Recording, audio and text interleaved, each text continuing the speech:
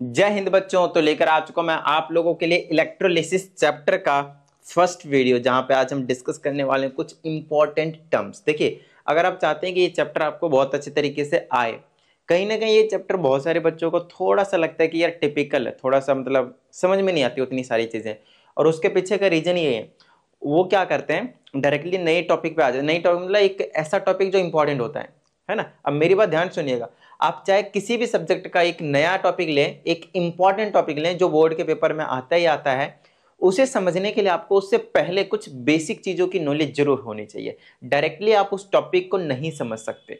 आई ना बात समझ में? कुछ ना कुछ डिपेंडेंसी छोड़ के जाते हैं वो वाले टॉपिक, इंपॉर्टेंट वाले टॉपिक। तो अगर आप चाहते हैं कि बहुत ज्यादा इंपॉर्टेंट वाले टॉपिक आपको बहुत अच्छे से समझ में आए, तो उसके लिए काम करना पड़ेगा भाई।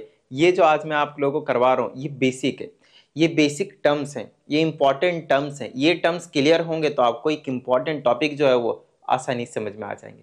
तो चलिए स्टार्ट करते हैं आज की वीडियो और देखते हैं इसमें इलेक्ट्रोलिसिस क्या होता है। देखिए, इलेक्ट्रोलिसिस का मतलब क्या है, देखिए आपके सामने लिखा हुआ तो है लेकिन समझना ज्यादा जरूरी भाई। कहता है इसका मतलब है केमिकल डिकम्पोजिशन किसी भी केमिकल कंपाउंड का।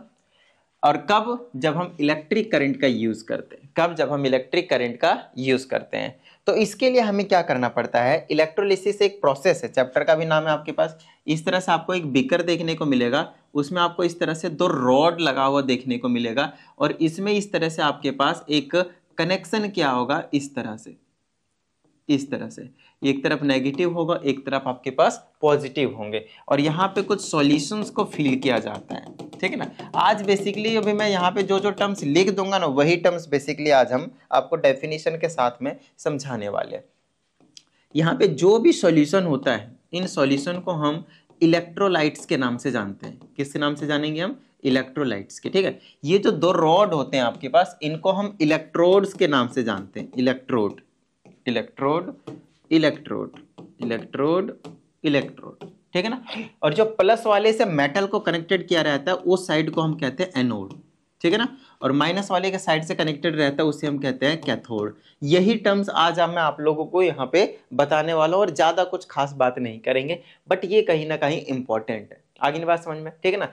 इस पूरे ही सेल को, ये जो आपके पास बीकर है, सॉल्यूशन है, पूरा जो अरेंजमेंट है, इसे हम इलेक्ट्रोलिटिक सेल कहते हैं। यहाँ तो अभी शॉर्ट में समझा रहा हूँ, लेकिन हर एक डेफिनेशन को, जितने भी चीजें उसको मैंने स्पेशली आप लोगों के लिए लिख भी दिया है एग्जाम्पल के साथ, वो मैं आपको एक बार गो थ्रू करवा दूंगा, तो तुरंत सारी चीजें समझ में आ जाएंगी। बस एक बार अब नाम आप यहाँ पे देख लीजिए। उसके बाद यहाँ से जो केमिकल एनर्जी को प्रोवाइड करता है उसको एक तरीके से हम इलेक्ट्रोकेमिकल सेल कहते हैं। क्या कहते हैं हम इसको? Electrochemical cell. इलेक्ट्रोकेमिकल सेल कहते हैं, जो कहीं ना कहीं इलेक्ट्रिकल एनर्जी को केमिकल एनर्जी से कन्वर्ट करके इलेक्ट्रिकल एनर्जी यहाँ पे देता है। और क्या टर्म्स रह गए? नॉन इलेक्ट्रोलाइट से रह जाएंगे। ठीक है ना। उसके बाद यहाँ पे एनोड पे हमेशा ऑक्सीडेशन होता है। एनोड पे हमेशा ऑक्सीडेशन होता है, एनोड पे ही होता है, ध्यान रहे। ठीक है ना।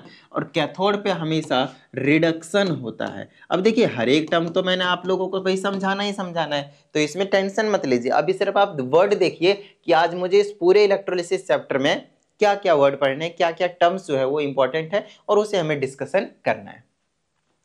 तो देखिए कितने टर्म्स हो गए? एनोड हो गया, कैथोड हो गया, और ऑक्सीडेशन हो गया, रिडक्शन हो गया, ऑक्सीडाइजिंग एजेंट आ जाएगा, रिड्यूसिंग एजेंट आ जाएगा, इलेक्ट्रोड है आपके पास, इलेक्ट्रोलिटिक सेल है आपके पास, इलेक्ट्रोलाइट्स है आपके पास, नॉन इलेक्ट्रोलाइट्स है, इलेक्ट्रोकेमिकल सीरीज है, इलेक्ट्रोकेमिकल सेल है, बाकी इलेक्ट्रोकेमिकल सीरीज भी आपको देखने को जरूर मिलेंगे यहाँ पे। बताइए यहाँ तक किस तरह की कोई प्रॉब्लम? ये तो आपको मैंने सिर्फ टर्म समझा दिए। अब क्या होता है यहाँ पे? फ्लो ऑफ इलेक्ट्रॉन होते हैं, फ्लो ऑफ इलेक्ट्रॉन होते हैं। ठीक है ना। अच्छा, किधर से किधर होता है, कहां से कहां होता है, तो हमेशा ध्यान रखना, ऑक्सीडेशन जहां होता है वहां से हमेशा लॉस ऑफ इलेक्ट्रॉन होंगे, लॉस ऑफ इलेक्ट्रॉन्स होंगे। आई ना बात समझ में? जहां पे ऑक्सीडेशन हो रहा होता है वहां से हमेशा आपके पास लॉस ऑफ इलेक्ट्रॉन होंगे, और जहां पे रिडक्शन होंगे वहां पे हमेशा आपके पास गेन ऑफ इलेक्ट्रॉन्स होंगे। इसका मतलब ये है कि एनोड पे हमेशा ऑक्सीडेशन होता है और कैथोड पे हमेशा रिडक्शन होगा। तो एनोड से आपके पास इलेक्ट्रॉन लूज होंगे और कैथोड पे आ जाकर इलेक्ट्रॉन्स क्या होंगे? आपके पास डिपॉजिट होंगे। आई ना बात समझ में? बिल्कुल बेसिक सी चीज है, नॉर्मल सी चीज है ना। चलिए, तो ये तो हो गए भाई इंपॉर्टेंट टर्म से रिलेटेड कई सारे टर्म। अब हम बात करेंगे इन टर्म्स को वन बाय वन और इसी प्रोसेस को यहाँ पे ये जितनी भी सारी चीजें बताया, इस पूरे वर्किंग को आप इलेक्ट्रोलिसिस कहते हो और कुछ नहीं, ठीक है ना। तो इलेक्ट्रोलिसिस का एक बेसिक आइडिया आप लोगों को मिल गया होगा, ठीक है ना। चलिए ओके, अब हम आ जाते हैं यहाँ पे इलेक्ट्रोलाइट्स क्या होते हैं। तो आपने यहाँ पे देखा कि इसके अंदर, इस बीकर के अंदर, इलेक्ट्रोलिटिक सेल के अंदर जो भी हम सॉल्यूशन को फिल करते हैं उसे हम इलेक्ट्रोलाइट्स के नाम से जानते हैं, है ना। यही चीज तो बताया मैंने आप लोगों को। अब यहाँ पे देखें इलेक्ट्रोलाइट्स के बारे में क्या कहा गया है। कहते हैं electrolytes are the substance which allow electric current to pass through it when it is in aqueous form। तो ये वाली चीज देखो भाई, यहाँ पे ऐसा नहीं कि आपके पास सॉलिड के फॉर्म में एग्जिस्ट करेंगे, सॉल्यूशन होंगे लिक्विड के फॉर्म में होंगे, एक्वस के फॉर्म में आप कह सकते हैं। जब ये एक्वस के फॉर्म में होते हैं तो ये क्या करते हैं, कंडक्शन शो करते हैं, इलेक्ट्रिक करंट को अपने थ्रू पास होने देते हैं, उसे हम क्या कहते हैं, इलेक्ट्रोलाइट्स। आगे ने बात समझ में, ठीक है ना। ओके, अब ये होते हैं आपके पास दो तरह के होते हैं भाई। एक होता है स्ट्रॉन्ग इलेक्ट्रोलाइट्स और एक होता है आपके पास वीक इलेक्ट्रोलाइट्स। क्या होता है स्ट्रॉन्ग इलेक्ट्रोलाइट्स, आप लोगों को नहीं पता तो मैं आप लोगों को बता दूं, जो 100% डिसोसिएट्स हो जाते हैं, 100% डिसोसिएट्स हो जाते हैं, उसे हम इलेक्ट्रोलाइट्स कहते हैं। सर अभी भी समझ में नहीं आया कि क्या होता है इलेक्ट्रोलाइट्स, आओ समझाते हैं भाई। देखो इधर आपने लिया सोडियम क्लोराइड, ये आपको मैं बता दूं एक स्ट्रॉन्ग इलेक्ट्रोलाइट्स का एग्जांपल है। आपने लिया सोडियम क्लोराइड, इसको आपने डाल दिया पानी में, तो पानी में डालने के बाद क्या होता है, ये अपने आयंस में टूटने शुरू हो जाते हैं। तो ये Na+ और प्लस में Cl-। आपको मैं एक चीज बता दूं, NaCl सिर्फ एक सिंपल सा NaCl एक ही नहीं था। अगर आप एक मोल की बात करते हैं, एक मोल कॉन्सेप्ट आप लोगों को करवा दिया है, तो उसमें 6.023 × 10⁻23 NaCl होंगे।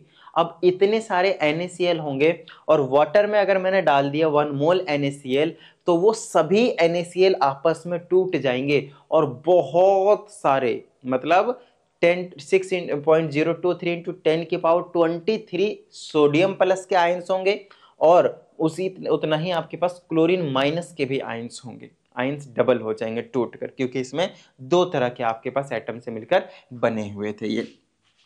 तो ये Na+ और NaCl, बहुत सारे Na+ और बहुत सारे NaCl हो जाएंगे, तो इसको हम कहते हैं आयंस। इसको हम क्या कहते हैं, आयंस। दोनों को हम आयंस कहते हैं, और जो प्लस वाला होता है उसे हम कैटायंस कहते हैं, और जो माइनस वाला होते हैं उसे हम एनायन कहते हैं। जब हम आयंस की बात करते हैं तो टोटली की बात कर ली हमने, चाहे वो आप Na+ कह लो या फिर माइनस कह लो, प्लस वाला भी माइनस वाला भी। लेकिन जब पर्टिकुलरली हम प्लस वाले की बात करते हैं तो उसे हम कैटायन के नाम से जानते हैं, और जब माइनस वाले की बात करते हैं तब हम उसे एनायन के नाम से जानते हैं। बताइए इतनी बात समझ में आई ना, है ना, क्लियर हुई ना बात, बिल्कुल बेसिक सी चीज थे। तो ये एक स्ट्रॉन्ग इलेक्ट्रोलाइट्स होता है, जब हम इसे वाटर में डालते हैं तो ये अपने आयंस में, अपने सभी आयंस में टूट जाते हैं। एक भी ऐसा NaCl नहीं होगा जो ब्रेक डाउन नहीं होगा, सभी के सभी। तो उससे बोलते हैं 100% ब्रेक डाउन हो जाना, मतलब डिसोसिएट्स हो जाना, इसका ये मतलब है ब्रेक डाउन हो जाना अपने कॉन्स्टिट्यूएंट आयंस में। और वो हो गया भी आपके पास, और अगर हो गया तो उसे हम स्ट्रॉन्ग इलेक्ट्रोलाइट्स के नाम से जानेंगे। तो स्ट्रॉन्ग इलेक्ट्रोलाइट्स के एग्जांपल है NaCl, KCl, sodium chloride, potassium chloride, sodium hydroxide, potassium hydroxide, sodium nitrate, lead sulphate, etcetera etcetera etcetera. आगे बात समझ में, ठीक है ना। अब समझते हैं वीक इलेक्ट्रोलाइट्स। तो सर इसमें क्या आधा ब्रेक डाउन होता है? देखो पूरा तो नहीं होता, लेकिन कितने % होगा वो अलग अलग कंपाउंड पे अलग अलग डिपेंड करता है ना। तो मान लेते हैं कि मेरे पास एसिटिक एसिड है, देखिए सबका नाम बता देता हूँ। This is your ammonium hydroxide, calcium hydroxide, these are the weak electrolytes. आपको एक चीज बता दूं, ये जो आपके पास क्या कहते हैं स्ट्रॉन्ग इलेक्ट्रोलाइट्स और वीक इलेक्ट्रोलाइट्स, ये और कुछ नहीं, कुछ एसिड्स होते हैं, कुछ बेस होते हैं और कुछ सॉल्ट्स होते हैं। अगर हम यहाँ के एसिड की बात करें जो मैंने लिखा नहीं है, तो आप HCl कह सकते हैं स्ट्रॉन्ग इलेक्ट्रोलाइट्स में, ठीक है ना, HCl। और देखिए सॉल्ट का ही एग्जांपल है ये, बाकी सारे आपके पास, ठीक है ना। और बेस का एग्जांपल ये रहा, ये तो सॉल्ट हो गया, लेकिन सोडियम हाइड्रोक्साइड और पोटेशियम हाइड्रोक्साइड बेस हो गया। तो आप अलग से कैटेगराइज करके भी एग्जांपल्स दे सकते हैं, कुछ एसिड्स के, कुछ बेसिस के और कुछ सॉल्ट्स के। उसी तरह से आप वीक में भी ऐसा ही करते हैं, कुछ एसिड्स होते हैं, कुछ बेस होते हैं और कुछ सॉल्ट्स होते हैं। तो दोनों में ही, स्ट्रॉन्ग इलेक्ट्रोलाइट्स में भी और वीक इलेक्ट्रोलाइट्स में भी, दोनों में ही आपके पास कुछ एसिड्स हो सकते हैं, कुछ बेस हो सकते हैं, कुछ सॉल्ट्स हो सकते हैं, ठीक है। अगर हम इसकी बात करें तो अमोनियम हाइड्रोक्साइड और कैल्शियम हाइड्रोक्साइड अगर आप नोटिस करें तो आपको पता चलेगा कि ये जो है आपके पास वीक इलेक्ट्रोलाइट्स के एग्जांपल है, और ये कहीं कहीं ना कहीं आपके पास बेसिक नेचर के हैं। ये रहे आपके पास कुछ एसिडिक नेचर के, ये HCOH, इसका नाम है मिथेनोइक एसिड। अगर आपने ऑर्गेनिक केमिस्ट्री करी है, जो कि मैंने आप लोगों को करवा दिया है, पहले वही मैंने आप लोगों को करवाया तब जाकर मैं यहाँ पे आया हूँ, तो प्लीज़ एक बार जाके जरूर देख लीजिएगा, सारी चीज़ें आप लोगों को जरूर क्लियर हो जाएगा, ठीक है ना। तो ये मिथेनोइक एसिड है, इसका आपके पास फॉर्मिक एसिड नाम होता है, जिसे हम कॉमन नेम के नाम से जानते हैं। ये आपके पास इथेनोइक एसिड है, और इसका कॉमन नेम है आपके पास ट्रिंग, क्या नाम है इसका, एसिटिक एसिड, याद रखिएगा। और ये आपके पास ऑक्जेलिक एसिड है, जो आपको एसिड बेसिस सॉल्ट में टोमेटो में करवाया था, ये विनेगर में करवाया था, ये एंट स्टिंग में करवाया था, याद कीजिए। तो चीजें हमें ना थोड़ा सा रिवाइज कर लेना पड़ता है, ठीक है ना। ओके, तो यहां तक क्लियर हो गई strong electrolytes, weak electrolytes. Weak electrolytes का मतलब ये है कि अगर मान लेते हैं मैंने अमोनियम हाइड्रोक्साइड लिया और इसको अगर मैंने वाटर में डाला तो एक्वस फॉर्म में लाया। अब एक्वस फॉर्म में लाया ना, तो हो सकता है कि मान लिया मैंने कि भाई थोड़ा सा 600 लिए थे, ये बस 600 NH4OH के मॉलिक्यूल्स लिए थे हमने, कंपाउंड लिए थे। अब अगर इसमें तोड़ता हूं मैं तो NH4 प्लस में और प्लस में OH माइनस में टूट गया, तो हो सकता है इस 6000 में से सिर्फ 4000 ही ब्रेक डाउन हुए होंगे, मतलब ये 4000 बन गया होगा, तो ये भी आपके पास 4000 ही होगा। ये मत समझना कि यहाँ 8000 हो गया, इधर 6000 ही था। अरे आयंस टूटेंगे तो डबल तो होंगे ना मेरे भाई, आई ना बात समझे। तो ये आयन दोनों को मिला देंगे तो 4000 ही है आपके पास, लेकिन जब अलग अलग हो रहा है तो 4000 और 4000 हो गया था। तो अब देखिए 4000 ही ब्रेक डाउन हुआ, क्या बाकी के बाकी जो 2000 बचे हैं, 6000 थे टोटल, क्या बाकी 2000 भी ब्रेक डाउन हुए? नहीं हुए, आई ना बात समझ, बाकी वो नहीं हुए ब्रेक डाउन। तो उसे बोलते हैं कि 100% डिसोसिएशन नहीं हुआ, और जब 100% डिसोसिएशन नहीं हुआ तो भैया नहीं हुआ, उसे हम वीक इलेक्ट्रोलाइट्स कह देंगे, बात खत्म, आई ना बात समझ में। तो स्ट्रॉन्ग इलेक्ट्रोलाइट्स आपको क्लियर हो गया होगा, और साथ ही आपको पास वीक इलेक्ट्रोलाइट्स भी क्लियर हो गया होगा, ठीक है। ओके, नेक्स्ट है आपके पास नॉन इलेक्ट्रोलाइट्स। नॉन इलेक्ट्रोलाइट्स क्या होते हैं हमारे पास? नॉन इलेक्ट्रोलाइट्स एक ऐसे इलेक्ट्रोलाइट्स होते हैं जो किसी भी कीमत पे वो कंडक्शन शो नहीं करते, इलेक्ट्रिक करंट को अपने में से पास नहीं होने देते, आई ना बात समझ में। जैसे इलेक्ट्रोलाइट्स था, बढ़िया पास कर रहे हैं, स्ट्रॉन्ग भी होते हैं, वीक भी होते हैं, कोई दिक्कत वाली बात नहीं। लेकिन यहाँ पे नॉन इलेक्ट्रोलाइट्स नाम ही आपको सजेस्ट कर रहा है भैया ये इलेक्ट्रिसिटी को पास नहीं होने देगा किसी भी कीमत पे, चाहे वो सॉलिड के फॉर्म में, चाहे वो लिक्विड के फॉर्म में, चाहे वो गैस के फॉर्म में, किसी भी फॉर्म में, एक्वस के फॉर्म में, कोई दिक्कत वाली बात नहीं, किसी भी कीमत पे अपने में से इलेक्ट्रिक करंट को पास नहीं होने देंगे। क्यों? क्योंकि वो उनके पास आयंस होते ही नहीं है ना, उनके पास आयंस होते ही नहीं है। एग्जाम्पल्स देखते जाइए, ये मैंने लिख दिया, इसका नाम है ग्लूकोज। क्या नाम है इसका? ग्लूकोज। इसका क्या नाम है? सक्रोज, जिसे हम शुगर कहते हैं। ये क्या आपके पास? बेंजीन, याद कीजिए अभी ऑर्गेनिक केमिस्ट्री में करवाया था। डिस्टिल्ड वाटर, क्या होता है डिस्टिल्ड वाटर से? तो डिस्टिल्ड वाटर आपको अगर इसमें से एक ऐसा वाटर जिसमें से आप सारे आयंस को रिमूव कर दो, आयंस ही मेन रिस्पॉन्सिबल होता है करंट को कंडक्शन करने के लिए, करंट को पास करवाने के लिए, तो वो होगा नहीं फिर, तो इसीलिए हम डिस्टिल्ड वाटर का एग्जाम्पल लिख सकते हैं।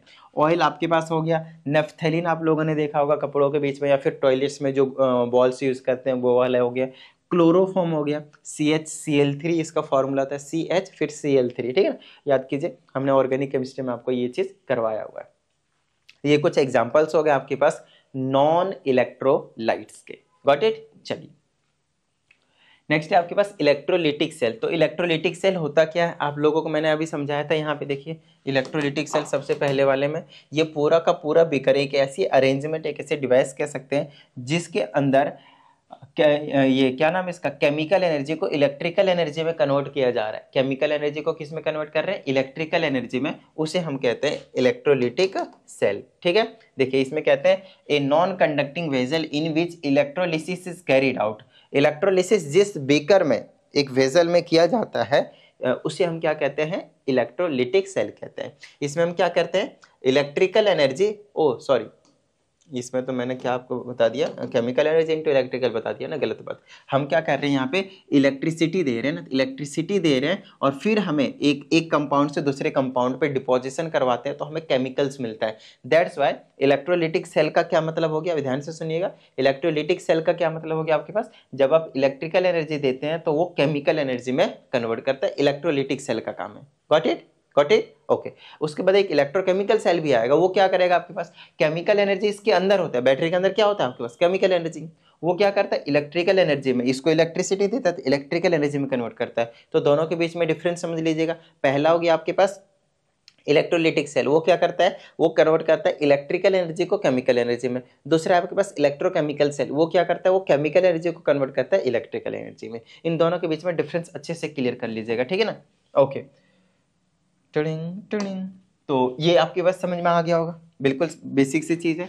नेक्स्ट आपके पास इलेक्ट्रोकेमिकल सेल, क्या होता है इलेक्ट्रोकेमिकल सेल, अभी आप लोगों को मैंने बता ही दिया, राइट? इसका एग्जांपल है वोल्टाइक सेल या फिर डैनियल सेल, ये कुछ नहीं बैटरी के नाम, ध्यान से। नेक्स्ट है इलेक्ट्रोड्स।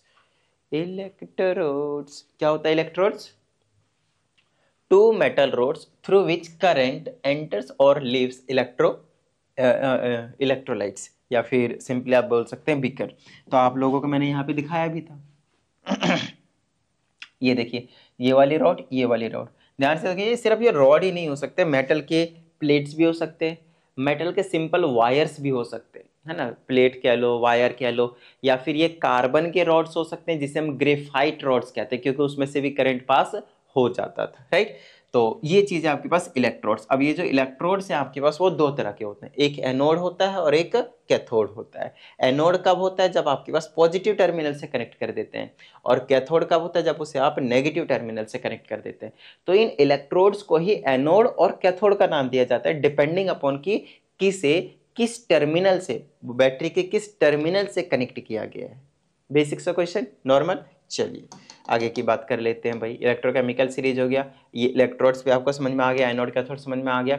आयंस आपको बता ही दिया था कि आयंस क्या होते हैं आपके पास, जिसके ऊपर आइदर पॉजिटिव चार्ज हो और नेगेटिव चार्ज हो, या तो पॉजिटिव या तो नेगेटिव, ठीक है ना? और जो पॉजिटिव होंगे उसे हम कैटाइन बोलेंगे, जो नेगेटिव होंगे उसे हम एनाइन बोलेंगे। आई ना बात समझ में, ठीक है ना? Got it? चलो भाई, नेक्स्ट है आपके पास ऑक्सीडेशन एंड रिडक्शन। इनको यहाँ पे समझना बहुत बहुत बहुत ही ज्यादा जरूरी है। और यहाँ पे जो आपको समझना जरूरी है वो ये है, किसके टर्म्स में, एक होता है एडिशन ऑफ ऑक्सीजन जिसे आप ऑक्सीडेशन कहते हैं, और एक होता है रिमूवल ऑफ ऑक्सीजन जिसे आप रिडक्शन कहते हैं। तो ये दो चीजें ध्यान से समझिएगा, इन दोनों ही टर्म्स को, एडिशन ऑफ ऑक्सीजन ऑक्सीडेशन, और रिमूवल ऑफ ऑक्सीजन रिडक्शन हो जाएगा। वहीं पे अगर आपके पास एडिशन ऑफ हाइड्रोजन होगा तब आपके पास ऑक्सीडेशन नहीं, वो रिडक्शन हो जाएगा। हाइड्रोजन और ऑक्सीजन का उल्टा उल्टा सिस्टम है, ठीक है ना? इसमें हम क्या करवाते हैं, ऑक्सीजन को ऐड कराते हैं, हाइड्रोजन को रिमूव कराते हैं, रिडक्शन को यहीं पे समझ लेते हैं।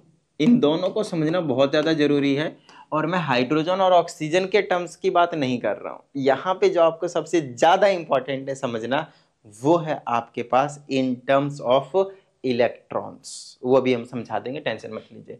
इस वाले केस में हम क्या करते हैं, ऑक्सीडेशन, ऑक्सीजन को रिमूव करवाते हैं और हाइड्रोजन को हम ऐड कराते हैं।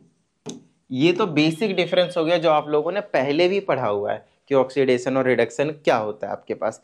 लेकिन लेकिन लेकिन लेकिन अब जो हमें पढ़ना है इलेक्ट्रोलिसिस में, इनका तो हम ना के बराबर यूज करेंगे, कहीं शायद यूज भी नहीं होगा। सबसे ज्यादा जो यूज होगा वो होगा आपके पास क्या, इन टर्म्स ऑफ इलेक्ट्रॉन्स। तो दोनों को समझते हैं इन टर्म्स ऑफ इलेक्ट्रॉन्स भाई।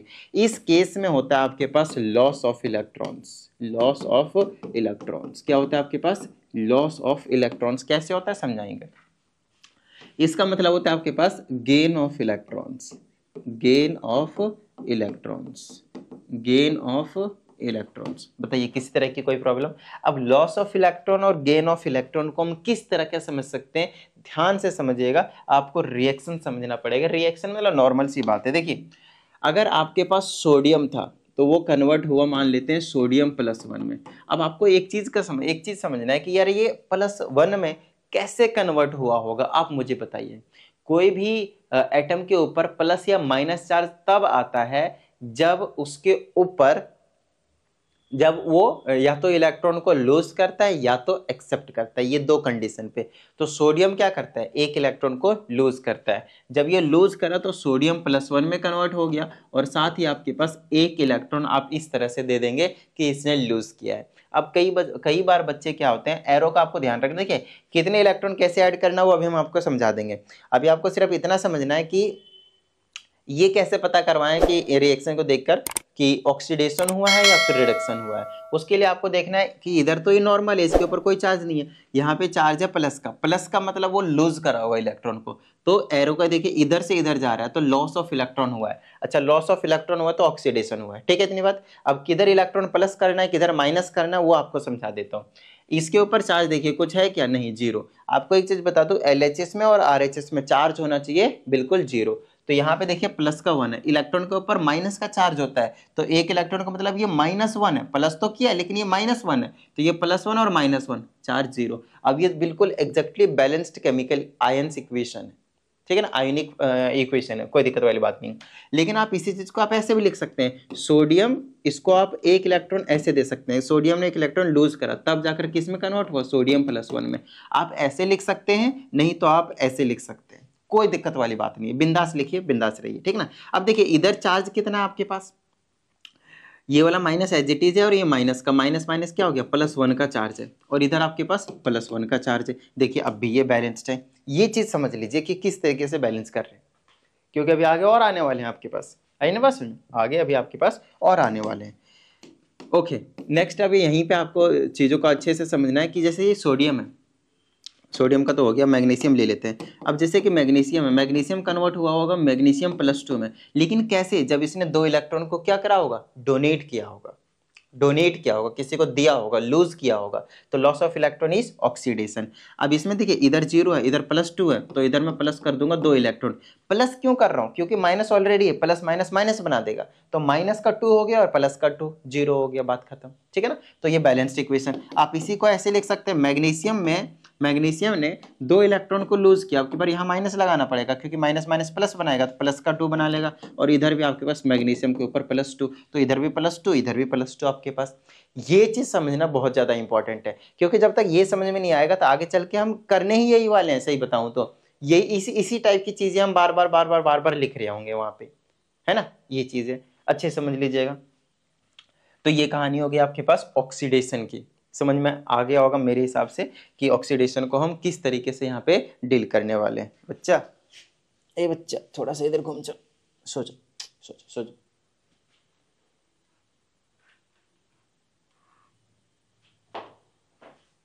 ठीक है, तो ये कहानी हो गई आपके पास। अब क्या करना है अपने को, अब समझना है कि गेन ऑफ इलेक्ट्रॉन किस तरीके से हो रहा है। आप समझे ना ऑक्सीडेशन किस तरीके से हो रहा है। अभी मैं आपको और एक एग्जांपल दूंगा जहां पे हम ऑक्सीडाइजिंग एजेंट और रिड्यूसिंग एजेंट के बारे में पढ़ेंगे। आगे ना बस समझो, oxidising agent and reducing agent. अच्छा, और साथ ही वहां पे हम रेडॉक्स रिएक्शन को देखेंगे। रेडॉक्स मतलब जहां पे ऑक्सीडेशन भी हो रहा होगा और रिडक्शन भी हो रहा होगा, ठीक है। ओके, अब गेन ऑफ इलेक्ट्रॉन का मतलब समझते हैं। गेन ऑफ इलेक्ट्रॉन का मतलब इलेक्ट्रॉन को भाई एक्सेप्ट कर रहा होगा, ध्यान से समझिएगा, इस चीज को बड़े प्यार से समझिएगा, ठीक है ना। अब जैसे कि कोई क्लोरीन है, क्लोरीन ने एक इलेक्ट्रॉन को एक्सेप्ट करा, तब वो क्या बन गया, क्लोरीन -1।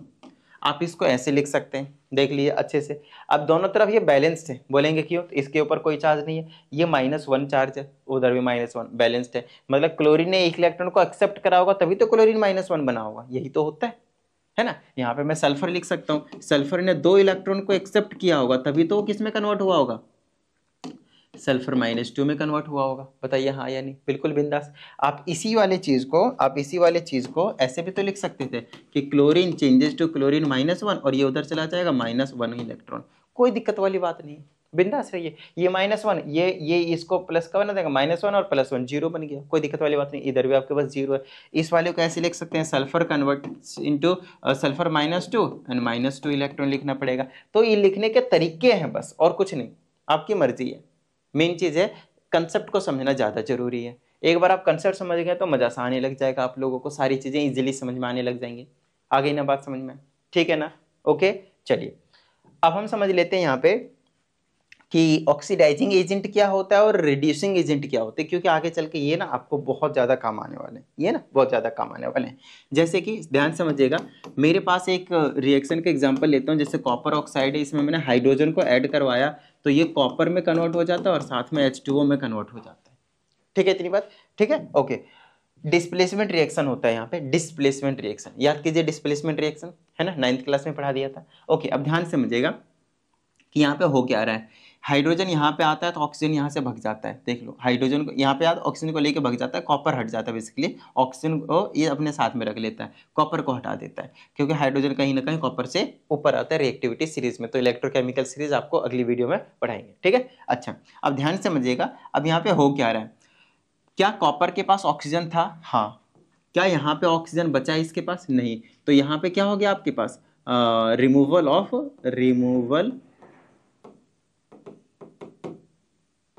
ऑफ ऑक्सीजन, बताइए हाँ या नहीं। अच्छा, रिमूवल ऑफ ऑक्सीजन होता क्या है? रिडक्शन। तो इस वाले प्रोसेस को हम क्या कहेंगे, यहाँ पे रिडक्शन हुआ है, बोलिए हाँ या नहीं। क्लियर है इतनी बात? डन है, ठीक है। अच्छा, दूसरी चीज देखिएगा ध्यान से, यहाँ पे हाइड्रोजन के पास क्या ऑक्सीजन था? नहीं था। बाद में ऑक्सीजन आया ना, तो यहाँ पे हम क्या बोलेंगे, तो हम बात कर रहे थे कि यहाँ पे आपने देखा कि हाइड्रोजन के पास क्या ऑक्सीजन था? नहीं, लेकिन बाद में आ गया। अच्छा, बाद में आ गया मतलब क्या हुआ होगा यहाँ पे, addition of oxygen, addition of oxygen. अच्छा, एडिशन ऑफ ऑक्सीजन को हम कहते हैं क्या है? ऑक्सीडेशन। अभी तो यही चीज तो बताया ना आप लोगों को। अच्छा, एक ऐसा रिएक्शन जिसमें ऑक्सीडेशन भी हो रहा हो और रिडक्शन भी हो रहा होगा, इस टाइप के रिएक्शन को हम रिडॉक्स रिएक्शन के नाम से जानते हैं। किस रिएक्शन के नाम से जानते हैं हम? रिडॉक्स रिएक्शन के नाम से जानते हैं। क्या इतनी बात समझ में आई ना? लेकिन मुझे ये नहीं बताना था आपको, वैसे तो ये अच्छी बात है, बहुत सही बात है कि आपको बता दिया मैंने। यहाँ पे मेन जो पॉइंट बताना था वो मुझे ये बताना था कि ऑक्सीडाइजिंग एजेंट कौन होता है और साथ ही रिड्यूसिंग एजेंट क्या कौन होता है। यहाँ पे ना बच्चे बहुत ज़्यादा कंफ्यूज रहते हैं इन दो टर्म्स के बीच में, तो आप लोगों को आज ये कंफ्यूजन हम दूर कर देंगे। ध्यान से समझिएगा, ठीक है ना, ध्यान से समझिएगा। ये बच्चा अब इधर देखो, इधर जैसे यहाँ पे कॉपर ऑक्साइड है ना, कॉपर ऑक्साइड है, और यहाँ पे आपके पास कॉपर में कन्वर्ट हो गया, तो ऑक्सीजन तो दे दिया भैया, दे दिया, इसने ऑक्सीजन दे दिया, अच्छी बात है, ठीक है। और यहाँ पे हाइड्रोजन था, ले लिया, तो दे दिया तो रिडक्शन और ले लिया तो ऑक्सीडेशन। इतनी बात आपको समझ में आ गया। अब जो देने वाला होता है, ध्यान समझिएगा, ये इसका रिडक्शन हो रहा है लेकिन एक्चुअल में ये ऑक्सीडाइजिंग एजेंट है।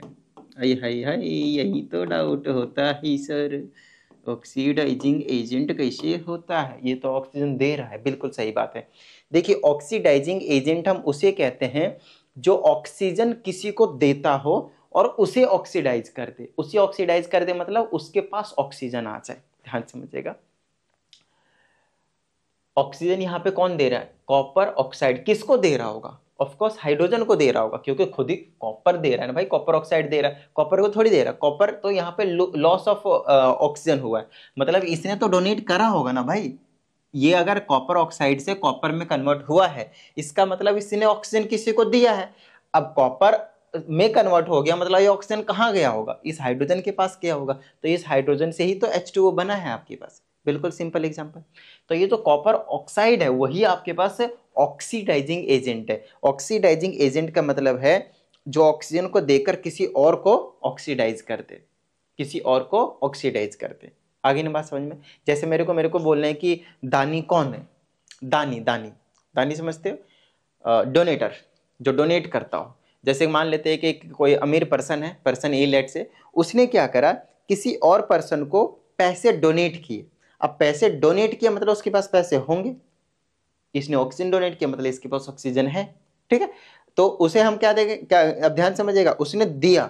अब उसने अगर ऑक्सीजन सॉरी पैसा अगर किसी को दिया, मनी अगर किसी को दिया, तो जो जिसको दिया है उसके पास मनी आ गया, है ना। तो उसी तरह से यहाँ पे मनी की जगह पे ऑक्सीजन है, इसके पास ऑक्सीजन था, इसने ऑक्सीजन दिया, तो इसके किसको दिया? हाइड्रोजन को दिया। तो हाइड्रोजन के बाद आने के बाद ये किस में कन्वर्ट हो गया? H2 में कन्वर्ट हो गया, तो उसके पास आ गया। आई ना बात समझ में? और खुद खाली हो गया, देखो खुद खाली हो गया, कोई दिक्कत वाली बात नहीं है। तो जिसके पास ऑक्सीजन हो और वो अगर किसी को डोनेट कर दे एक ही रिएक्शन में, तो उसे हम ऑक्सीडाइजिंग एजेंट कहते हैं। और जो एक्सेप्ट कर ले उसे हम क्या कहेंगे? रिड्यूसिंग एजेंट कहेंगे। एक्सेप्ट कर ले कहने का मतलब ये है कि जो रिड्यूस करवाए। देखिए, इस वाले को यहाँ पे हम कहते हैं रिड्यूसिंग एजेंट। एरो के बाद वाले कुछ नहीं होते, ध्यान रहे। रिड्यूसिंग एजेंट वो तो बस बनते हैं और घटते हैं, एक में ऐड होता है, एक में कम होता है। अब ध्यान समझिएगा, रिड्यूसिंग एजेंट हम इसे क्यों कहते हैं? क्यों? क्योंकि ये क्या करवाता है, कॉपर ऑक्साइड से कॉपर ऑक्सीजन को हटाता है, जो हटा दे। यहाँ पे क्या कह रहा है? ऑक्सीडाइजिंग एजेंट का मतलब जो डोनेट कर दे और यहाँ पे रिड्यूसिंग एजेंट का क्या मतलब है, जो हटा दे इसमें से, ऑक्सीडाइजिंग एजेंट में से ऑक्सीजन को भगा दे, उससे हम कहेंगे रिड्यूसिंग एजेंट, रिड्यूस कर दे। मतलब रिड्यूसिंग एजेंट का मतलब यही, कहीं पे जाएगा और रिड्यूस कर देगा, किसका, ऑक्सीजन का। आई ना बात समझ में, यहाँ पे कम कर देगा। तो ये कहानी थी आपके पास ऑक्सीडाइजिंग एजेंट और रिड्यूसिंग एजेंट की। आई होप आपको समझ में आया होगा। मान लेते हैं एक और एग्जांपल लेते हैं। मेरे पास जिंक ऑक्साइड था, मैंने कार्बन के साथ रिएक्शन करवाया तो ये जिंक में कन्वर्ट हो गया, साथ में कार्बन मोनोऑक्साइड में कन्वर्ट हो गया। अब एक चीज बताइएगा आप लोग मुझे कि इसमें कौन है, ये देखिए जिंक था, जिंक ऑक्साइड था, जिंक में कन्वर्ट हुआ, तो आप कह सकते हैं कि इसका रिडक्शन हुआ है। क्यों? क्योंकि लॉस ऑफ ऑक्सीजन है। कार्बन से कन्वर्ट हुआ कार्बन मोनोऑक्साइड में, मतलब क्या है, ये ऑक्सीडेशन हुआ। बोलिए हाँ या नहीं, है ना। चलिए अच्छा, ये ऑक्सीजन को डोनेट कर रहा है, किसको, कार्बन को, तभी तो कार्बन मोनोऑक्साइड में कन्वर्ट हो, तो ये क्या हो गया, ऑक्सीडाइजिंग एजेंट हो गया। और इसने इससे रिमूव करवाया होगा तो ये क्या हो गया आपके पास, रिड्यूसिंग एजेंट हो जाएगा। बस इस तरह से आप लोगों को समझना है। बताइए किसी भी तरह की कोई प्रॉब्लम? देखिए मेरी तरफ से तो नहीं है, आप लोगों को नहीं होनी चाहिए कोई प्रॉब्लम। फिर भी अगर आप लोगों को कोई प्रॉब्लम है तो आप लोग क्या कीजिए, 7428525669 इस व्हाट्सएप नंबर पे अपने डाउट को सेंड कर दीजिए। तो आप लोगों को जो भी डाउट होगा उसे हम आप लोगों को प्रॉपर वीडियो सॉल्यूशन जो है अपलोड कर देंगे, ठीक है। और कुछ कहना था? चलिए कोई दिक्कत नहीं है, इस वीडियो में इतना ही रखते हैं, और जो भी चीज़ें आगे हम कंटिन्यू कर लेंगे। तो चलिए उम्मीद करते हैं इस वीडियो में जो भी चीज़ें आप लोगों को पढ़ाए गए हैं सभी चीज़ें समझ में आ गए होंगे। और अगर ऐसा है तो यार फटाफट वीडियो को लाइक कर दीजिए, साथ ही अगर आप इस चैनल पर एक नई स्टूडेंट है चैनल को सब्सक्राइब करके बेल आइकन को जरूर प्रेस कीजिएगा। चलिए मिलते हैं अगली वीडियो में, प्रैक्टिस करते रहिएगा। जय हिंद।